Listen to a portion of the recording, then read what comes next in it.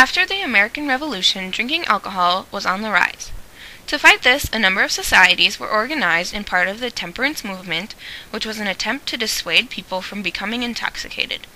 But after several decades, the movement's motives changed, and complete prohibition of alcohol consumption was formed. Just 2 weeks into the 1920s, on January 16th, the 18th Amendment became a law of the land. Prohibition was a period of nearly 14 years in which the manufacture, sale, and transportation of liquor was made illegal. It led to the first and only time an amendment to the U.S. Constitution was repealed. President Hoover said the act was a great social and economic experiment, noble in motive. Although it may have been noble, this law was openly violated. Not only did alcohol continue to be produced, it was also bartered among citizens. More alcohol was consumed than before the act was put into practice. The prohibition work was assigned to a total of 1,550 federal agents, a small amount set among the hundreds of thousands of violators of the law. The feds were expected to cover 19,000 square miles of land. The task was simply unmanageable. The agents did, however, seize 500,000 gallons of hard liquor and 7 million gallons of beer. The saloons were the first target of prohibition enforcers, but it seemed that after every saloon was closed, as many as 6 speakeasies sprang up.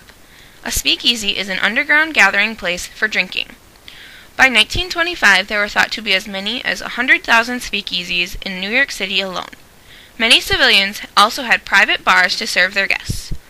Large amounts of alcohol were smuggled into the U.S. from Canada via the Great Lakes. Whiskey could be used if prescribed by medical doctors. The labels clearly warned that it was strictly for medical purposes and any other uses were illegal, but doctors freely wrote prescriptions that were filled without any question. The numbers of patients increased drastically. There was no attempt made to stop this practice, so many individuals got their alcohol fixed this way. Over 1 million gallons of whiskey were consumed by the patients in a 1-year period. Many gangs formed during the Prohibition era to rebel.